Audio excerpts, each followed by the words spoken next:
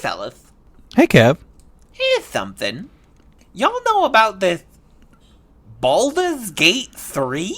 Oh, my goodness. Baldur? I barely heard- know her. Oh, Justin, such ribald humor might not sound like it belongs in the realms of fantasy, but Baldur's Gate 3 might beg to differ.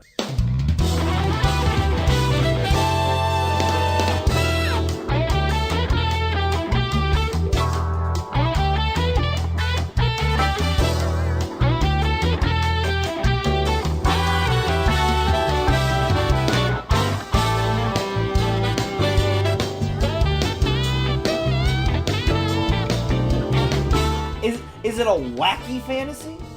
It's got some goofy, it's got some wacky, I'll tell you. I've been hearing a lot of Baldur's Gate talk out of nowhere, and this is just adding to that fire. Fuel to that fire. All that I know about yes. Baldur's Gate is that it has animation of someone kicking a squirrel to death. What the fuck? Yeah, so we'll get into all this. So, Baldur's Gate franchise is literally based in D&D. It's an adaptation of the Dungeons and Dragons system, where essentially the game acts as a virtual dungeon master for yourself. It creates a party to follow you around. The original Baldur's Gate, these are games that came out, in the 90s, but were very, very popular. Helped launch the BioWare sphere, so our act is the template for things like Mass Effect and Dragon Age and all that. Very beloved, acclaimed games that kind of disappeared, for 25 some odd years until this year in August, when there was finally a Baldur's Gate 3 to come along. It brought to us not by BioWare, but by Larian Studios, who produced the Divinity Original Sin games that are very good. This is what you think about when you think about a fantasy RPG. Big fantasy settings, elves, dwarves, orcs, etc. And none of that sounds particularly special. But what I think Baldur's Gate 3 specifically does, better than I've perhaps ever seen any other game attempt, is freedom of player choice. And I'm not just talking about they give you 3 dialogue options and you choose which dialogue option you want to do. Truly, in basically any scene or scenario in the game, there are a dozen different ways that you could go about it, and the game has considered these ways. So, if you're investigating a dungeon and you want to get around some traps, obviously you could just do it the normal way and get around, some high-level trap checks, but you could also move around all the crates in the room to cover up the traps themselves so you don't get covered in big flames. Ooh, yeah. And on top of all of this, there is just an unbelievably dense and beautiful set of narrative writing and character writing. Every person you encounter in the massive worlds that you will travel has lines of dialogue, animation of them saying it. Any fucking rando on the street has something to say about current events. You have an unbelievably well-drawn set of party companions that can go. It's a small party. It maxes out at 9. If you don't piss anybody off, you can have up to 9 people follow you around, and they're all really well done. Of course, you can smooch most of them. Don't worry. Oh, thank goodness. It's a very important part of a game like this is who are you gonna smooch.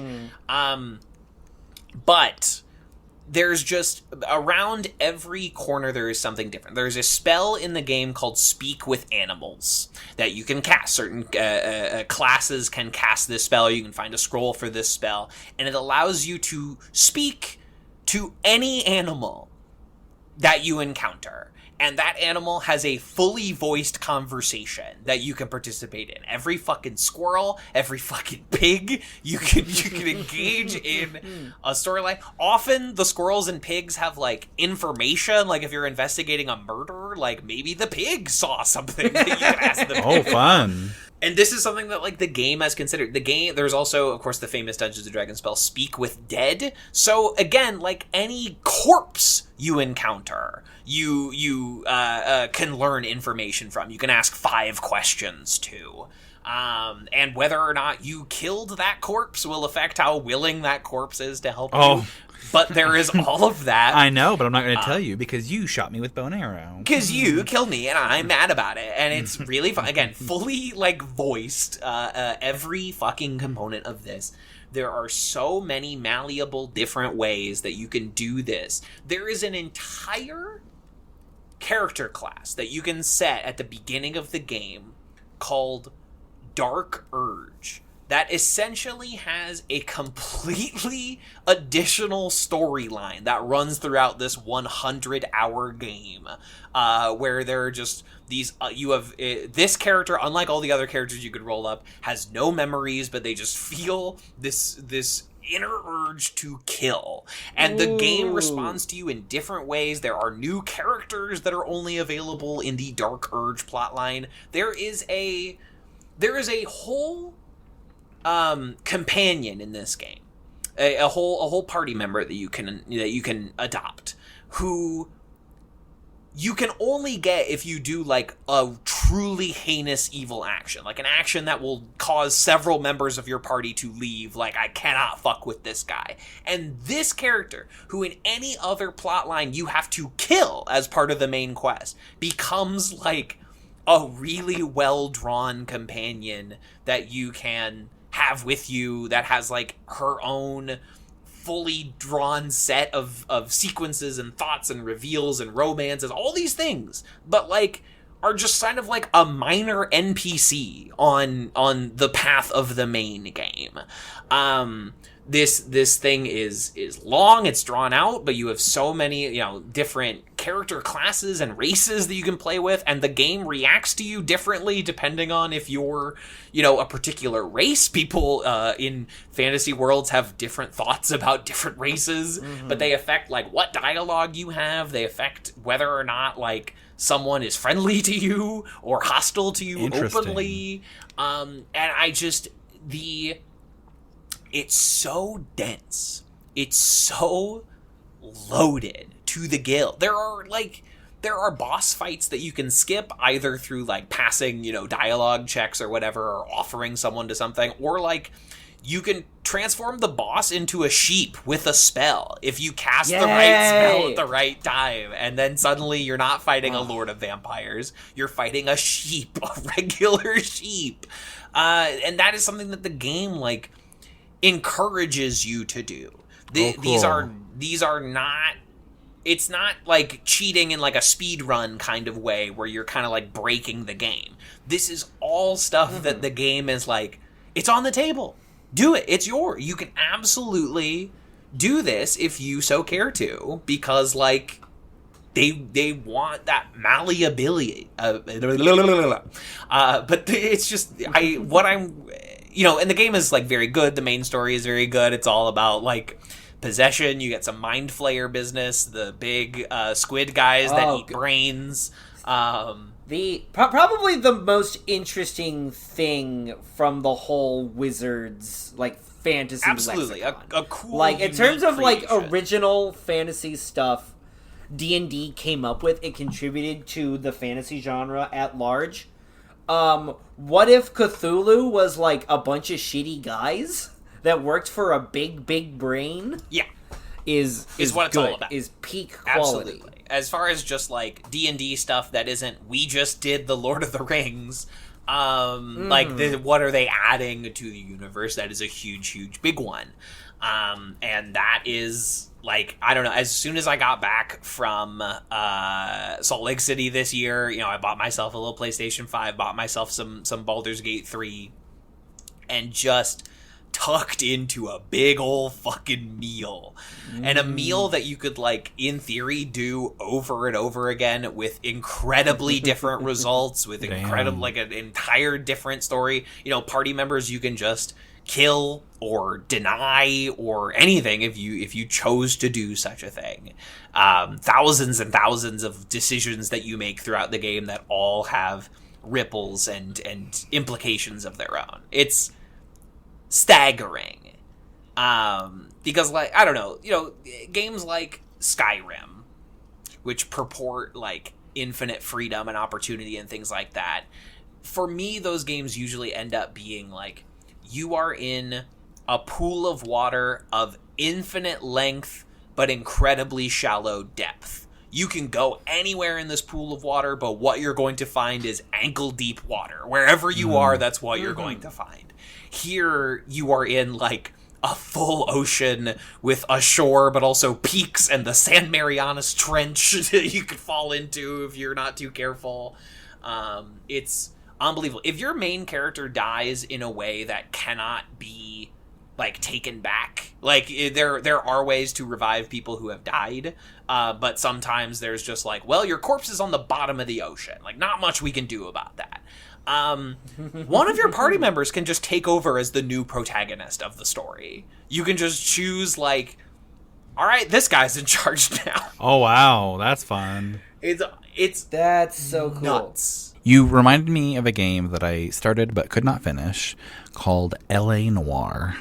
And yes. The press X to doubt. It was a game I was desperate to enjoy, but I could not do it just because there's too much stuff in it. And, like, you'd pick up a cigarette butt, and the guy's like, I don't think this is relevant. And I'm like, I have to look at it I have to look at it every angle. And so I say this because this game sounds like kryptonite. I feel like I would lose my life to this game, this Baldur's Gate game. But you surely could. I am just on fucking YouTube, like, all the time now, just finding shit that I'm like, I didn't even know this was in the game, much less, like, how it defines you and reshapes, like, the story of the game if you find these, like, little instances. It's nuts. Well, damn. Well, maybe if I just decide I want to vanish off the face of the earth. It's a good way to do it. A Baldur's Gate, yeah, because that's the kind of, like, that kind of shit would drive me wild in a good way, because I'd want to explore every last. I'm a completionist in nature, and that would be too much. It sounds like it's drawing more from its, like, heritage of the PC game, where there is everything to click on, and carrying that into the next, like, development compared to what happened with the Fallout franchise, where they took a PC game that, like, reveled in being a PC game where there's basically anything based on what you click on, into, like, all console and just mostly keeping the aesthetics exactly. and premise. But this is, like, really in keeping with what was good about the original Baldur's Gate games or RPGs of that era, while still, like, taking it into the modern era. It's not, like, a graphic throwback to Baldur's Gate games. And, like, it plays a lot better than those Baldur's Gate games. I have tried, but, like, I just bounce off those fucking things because the combat is so obtuse. I just have no fucking idea what I'm doing. This is incredibly easy to understand. Very basic, like, turn-based combat. Here are your spell slots. Here is your big sword. Hit them or don't. You know, not my problem. Do you want to turn into a monster this turn? No. Okay, cool. Do something else. And those PC games never have a tutorial, ever. It's always just you have to read the little manual that came with the disc in order to, which you can't really get your hands on so much anymore. It's a little harder to get the manual of the original Baldur's Gate, you know, when you buy it on Steam. Well, those things don't exist. Just manuals, like Prima game strategy guides. Like, if those things exist, I don't know where they're at. No. And unfortunately, game guide writers aren't the best writers. No. So learning how to play a game with any esoteric combat is near impossible. People can try to explain it, but I am no bravura gamer. I am a regular gamer, and I had no problem singing. Once you understand, like, verticality plays a role in combat, especially if you're using like a ranged fighter or something like that. And, there are different levels, but like you get it. It all becomes evident very quickly. It's a remarkably well designed game that doesn't feel like it's cutting corners just so it can also be on the PlayStation. Eventually on the Switch, I'm sure. It will nuke a Switch's hardware, but it'll be, if they can get Witcher 3 on there, they can get Baldur's Gate on there. I'm convinced. But yeah, it's really something. I'm just taken with it. I started a Dark Urge playthrough, but I've not gotten very far because time is finite, and I'm like replaying this 100-hour game is not something I'm immediately ready to do. But this is a game that like people will start and like not finish, and they restart because they're like, well, I want to try playing it like this. I want to try this kind of character. There are characters that don't use weapons at all. You just punch them with your little fists.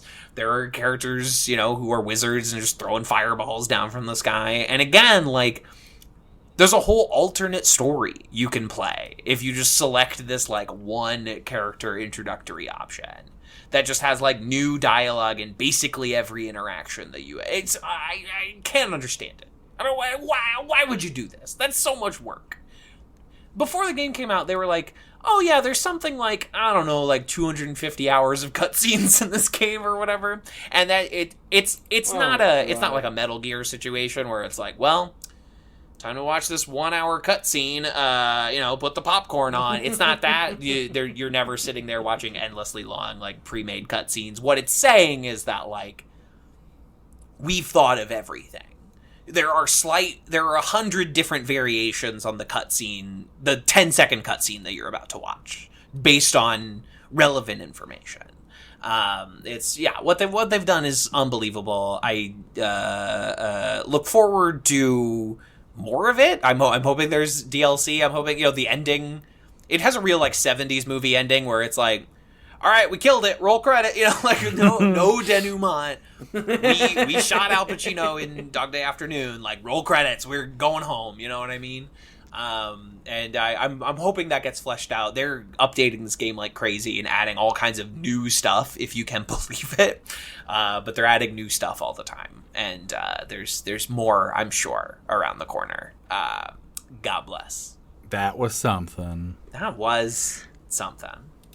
Game of the year. Game of the year. Game of the year. Do. Thank you for sharing that with me, Kevin. I want to play that game, but also I don't, because I will lose my life to it. I get it. I get it. I'll lose everything, and I can't do that. I can't lose my wife. I can't lose my dog. I can't do that. Can't lose my pet turtles. I can't do it. I can't do it. Oh, Vaughn, you don't need to worry about your pet turtles there. He's Wow, back. big old soup Oh, pot. no. You don't need to worry about it. Cajun Man. Since Cajun Man got me. Oh, no. Remember Adam Sandler's Cajun Man? Where everything he said would always end like in on. So Kevin Nealon at the Weekend Update would ask like, oh, what's your favorite summer treat? And he's like, melon. It would, He knew how to say a funny sound. Every question that would, every answer he would give had that "oh" sound. So, what's your favorite former Soviet republic? Azerbaijan.